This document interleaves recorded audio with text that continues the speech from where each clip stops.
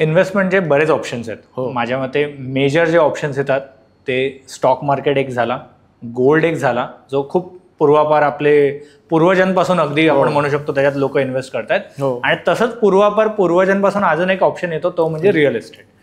आता तुम्ही याच्यात सजेस्ट करा की जो नवीन इन्व्हेस्टर आहे त्याच्यासाठी कोणता ऑप्शन बेस्ट आहे?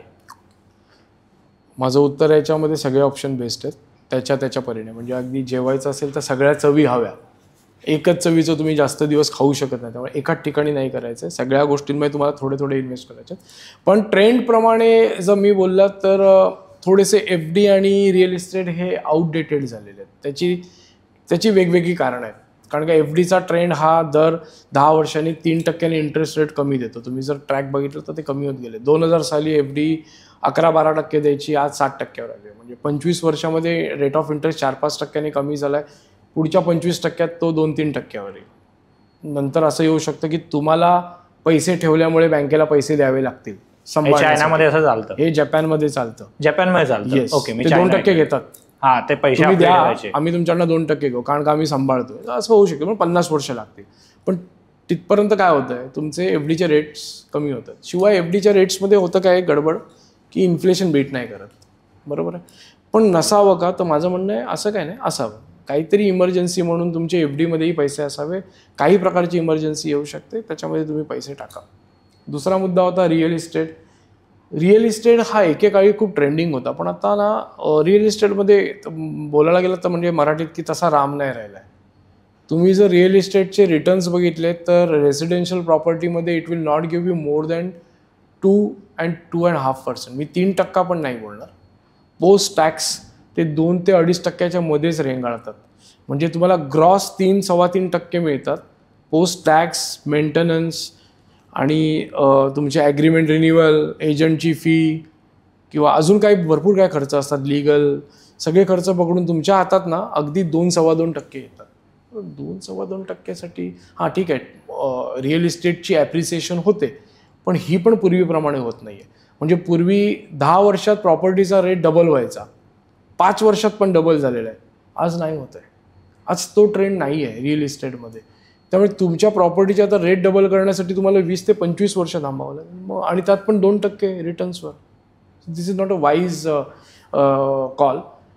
मग रिअल इस्टेट का घ्यावी? माझ्या मते रिअल इस्टेटमध्ये फक्त तुमचं एक राहतं घर ज्याच्यात तुम्ही राहता आणि तुम्ही जर बिझनेस चालवत असाल तर तुम्ही जर अफोर्ड करू शकत असाल की जे विकत घेऊन मला तो ऑफिस प्रिमायसेस माझा हवं आहे तरच, अदरवाईज भाड्यावर घ्या, काही फरक नाही पडत आहे. कारण का तुम्ही एक बिझनेसमध्ये कमवता आणि त्याच्या अगेन्स्ट तुम्ही भाडं भरता, इट विल गेट नलिफाईड. त्यासाठी तुम्हाला करोडोची इन्व्हेस्टमेंट करायची गरज नाही. खूप स्वस्तात तुम्हाला भाड्यावर रेंट आउटमध्ये तुम्हाला शॉप्स मिळतील किंवा ऑफिसेस मिळतील.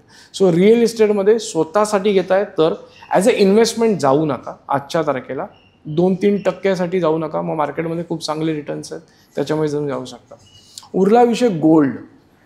सो गोल्ड हा सब्जेक्ट खूप इंटरेस्टिंग आहे, बिकॉज हा फेवरेट आहे सगळ्यांचा. म्हणजे घरातल्या होम मिनिस्टरचाच फेवरेट आहे ना. बायकोला आवडतो म्हणजे ते घ्यावंच लागतं. आणि गोल्डमध्ये इन्व्हेस्टमेंटच्या ऐवजी मी म्हणतो इमोशन्स जास्त इन्व्हेस्ट करतो आपण. आत्तापर्यंत मी कुठलाच असं एक घर नाही बघितलं की ज्यांनी इन्व्हेस्टमेंट म्हणून दागिना केला. बायकोचं मंगळसूत्र, हार आणि बांगड्या विकल्या इन्व्हेस्टमेंट म्हणून. ती मारेल त्याला की का विकतोयस. सो गोल्डकडे इन्व्हेस्टमेंट म्हणून बघण्याचा जो दृष्टिकोन आहे ना, हा खरा बघायला गेला तर चुकीचा आहे. मग तुम्ही इन्व्हेस्ट कशात करता गोल्डमध्ये? तुम्ही कॉईन घेता, वळं घेता, बिस्किट घेता, ऐपतीप्रमाणे जे काय असेल ते घेता. पण त्याच्यामध्ये कसं होतं माहिती आहे का, सिक्युरिटी किती आहे? आता सिक्युरिटी कुठून स्टार्ट होते? Right from buying this thing. तुम्ही ज्या सोनाराकडनं घेता त्याची प्युरिटीची काय गॅरंटी आहे? शिवाय तुम्ही इंडियात राहता, तुम्ही दुबईत नाही राहतात जिथे गोल्डचे रेट युनिफॉर्म आहेत. इंडियामध्ये प्रत्येक दुकानागणिक वेगवेगळे रेट आहेत. जॉय लुकासमध्ये वेगळा आहे, मलाबारमध्ये वेगळा आहे, वामनेरी पेठेमध्ये वेगळा आहे.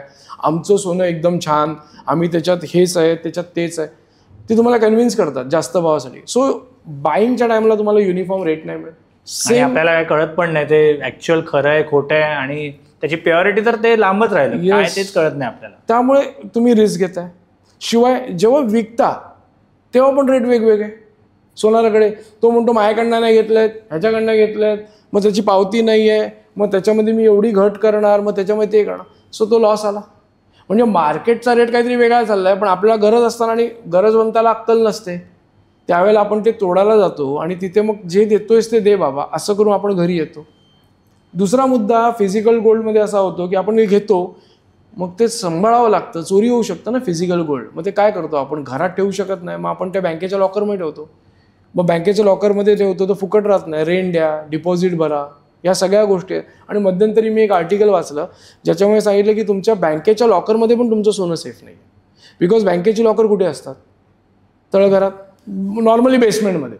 पाऊस वगैरे आला, आता फ्लड होतो, मुंबईसारख्या ठिकाणी तर आजकाल सहज पाणी भरतं थोड्याशा पावसात. आणि जर त्या तळघरात पाणी गेलं आणि ते तुमचं पूर्ण लॉकर बुडलं आणि काही नुकसान झालं, बँक तुम्हाला 1-2 लाखाच्या वरती कसलीच गॅरंटी देत नाही. मग तुमचं सोनं किती करोडचं असो, मग तुमचं नुकसान आहे तिकडे. So bank locker is also not safe. पण त्यासाठी तुम्ही ते रेंट आणि लॉकर देऊन त्याचं काय करताय, त्याचा रेट इनडायरेक्टली वाढवताय. म्हणजे घेतलं ते एक्सला आणि ते रेंट दिल्यामुळे अजून वाढला.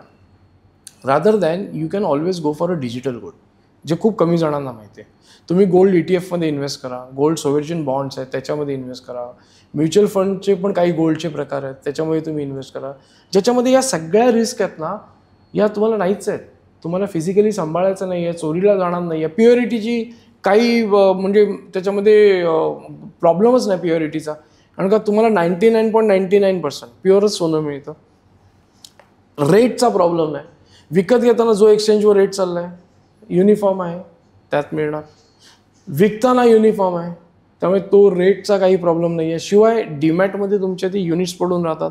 आणि जेव्हा तुम्ही फिजिकल सोनं घेता तेव्हा युनिट्समध्ये नाही मिळत, ते ग्रॅम्समध्ये मिळतं. मग 1 ग्राम 2 ग्राम 10 ग्राम असं घ्यावं लागतं.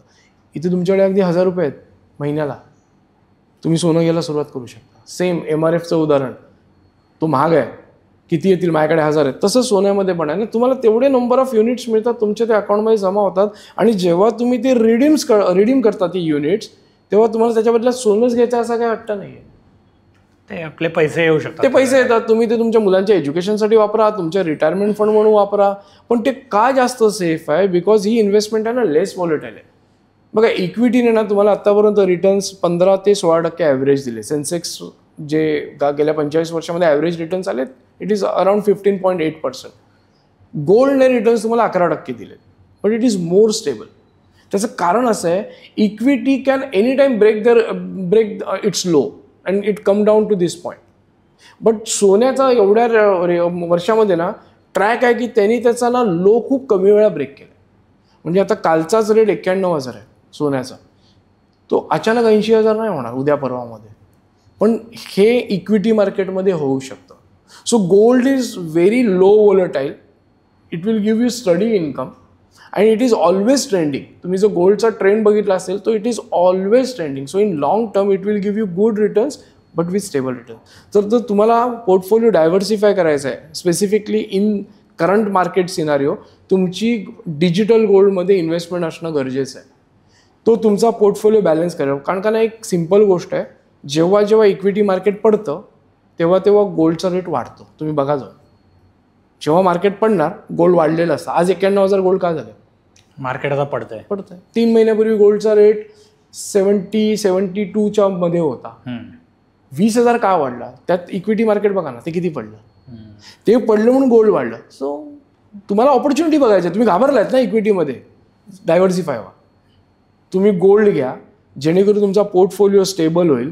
आणि I cannot say news, but for sure by end of this year gold 1 lakh touch होणार आहे. आणि बाय 2030 गोल्डचा रेट 2,06,000 होणार आहे. आज जरी इन्व्हेस्ट सुरू केलं ना तरी गोल्ड तुम्हाला 18% कंपाऊंडिंग रिटर्न देईल in for next 5 years. Just calculate, 90,000ला जरी एंट्री घेतली, 2,06,000, it will give you around 18,000 returns which will beat equity returns. But तेच आहे की मला ती डिसिजन घ्यावी लागेल आणि मला ते सुरू करावं लागेल. To sum up, your portfolio must be diversified. इक्विटीमध्ये आहात, युनिट्स अक्युमुलेट करा. गोल्डमध्ये आहात, तुम्ही गोल्डमध्ये पण युनिट्स अक्युमुलेट करू शकता आणि तुमचा पोर्टफोलिओ जो अनस्टेबल आहे तो स्टेबल होऊ शकतो. हा व्हिडिओ तुम्ही इथपर्यंत बघितलाय म्हणजे तुम्हाला हा नक्की व्हिडिओ आवडलाय. ह्याचा फुल व्हिडिओ आमच्या मेन यूट्यूब चॅनलवर आहे, तो पण जाऊन तुम्ही बघा. आणि आमच्या इंस्टाग्रामवरती आम्ही बरेच ह्याचे शॉर्ट्स आणि रील्स ह्याच्यावर अपलोड केलेले आहेत, त्या नक्की तुम्ही बघा आणि माझं चॅनल फॉलो करा.